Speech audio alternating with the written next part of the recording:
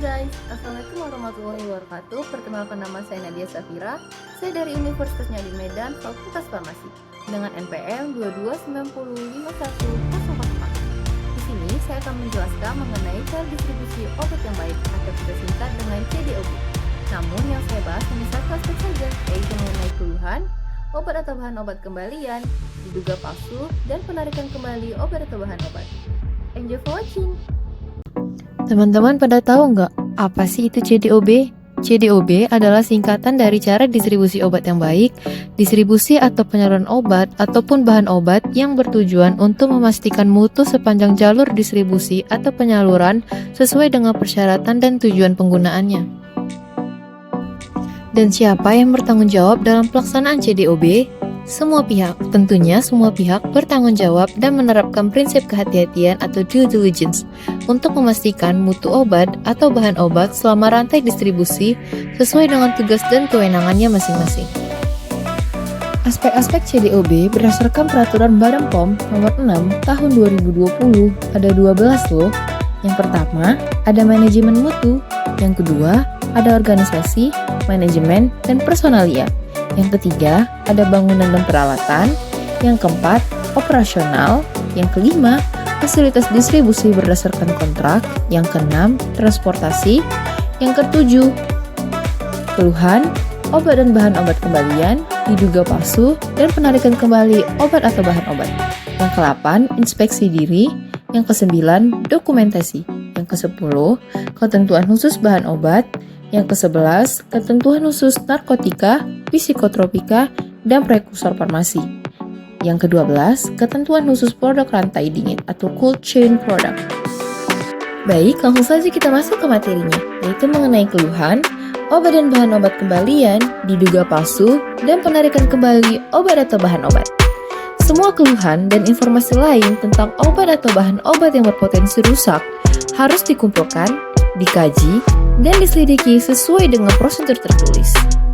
Harus tersedia dokumentasi untuk setiap proses penanganan keluhan, termasuk pengembalian dan penarikan kembali serta dilaporkan kepada pihak yang berwenang. Yang pertama, kita akan bahas mengenai keluhan. Keluhan harus dibedakan antara keluhan tentang kualitas obat atau bahan obat dan keluhan yang berkaitan dengan distribusi. Harus ada personel yang ditunjuk untuk menangani keluhan. Semua keluhan dan informasi lain mengenai produk yang rusak dan diduga palsu harus diteliti atau diidentifikasi, atau ditinjau dan dicatat sesuai dengan prosedur yang menjelaskan tentang tindakan yang harus dilaksanakan. Tindak lanjut penanganan keluhan. Yang pertama, tindakan perbaikan yang perlu dilakukan. Selanjutnya, penarikan kembali batch produk jadi atau seluruh produk jadi yang bersangkutan. Tindak lanjut yang sesuai, misalnya pemusnahan produk atau penghentian produk tersebut, pencatatan dan pelaporan ke atasan.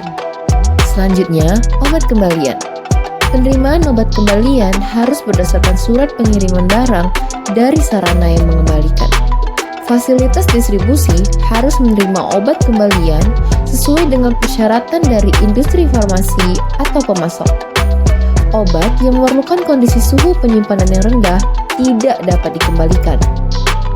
Semua penanganan obat atau bahan obat kembalian, termasuk yang layak jual atau yang dapat dimusnahkan, harus mendapat persetujuan penanggung jawab dan terdokumentasi. Prosedur obat kembalian. Yang pertama, salah pesan, salah kirim, atau dikirimkan saat pengiriman. Yang pertama, barang dibawa pulang untuk diserahkan ke kabak gudang atau kepala bagian gudang. Buku antaran barang diberikan keterangan bahwa faktur asli tidak ada tanda terima. Barang dibuatkan nota retur dan tertanda oleh kabak gudang. Diserahkan ke kabak penjualan untuk dibuatkan retur administrasi. Yang kedua, rusak atau obat kemasan. Jika rusak kemasan dikarenakan pengiriman dari ekspedisi, harus dibuatkan berita acara dan tertanda atau tanda tangan oleh pengantar pihak ekspedisi. Dibuatkan BKB atau bukti keluar barang dengan keterangan rusak kemasan karena ekspedisi, lalu dikirim ke pusat dan ditindaklanjuti. Diduga palsu. Fasilitas distribusi harus segera melaporkan obat atau bahan obat yang diduga palsu kepada instansi yang berwenang, industri farmasi, atau pemegang izin edar. Setiap obat atau bahan obat diduga palsu harus dikarantina di ruang terpisah, terkunci, dan diberi label yang jelas. Untuk obat atau bahan obat diduga palsu, penyalurannya harus dihentikan, segera dilaporkan ke instansi terkait, dan menunggu tindak lanjut dari instansi yang berwenang. Untuk menghindari masuknya produk diduga palsu, dilakukan beberapa tahap. Yang pertama, ada pemeriksaan dokumen dan fisik barang. Yang kedua, ada proses administrasi. Yang ketiga, ada proses penyelesaian barang kembalian karena salah kirim atau pesan dan rusak, expired date, dan recall. Selanjutnya, mengenai penarikan kembali obat atau bahan obat.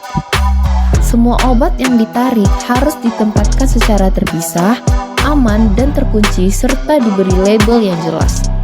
Pelaksanaan proses penarikan kembali harus dilakukan segera setelah ada pemberitahuan. Fasilitas distribusi harus mengikuti instruksi penarikan yang diharuskan oleh instansi yang berwenang atau industri farmasi ataupun pemegang izin edar.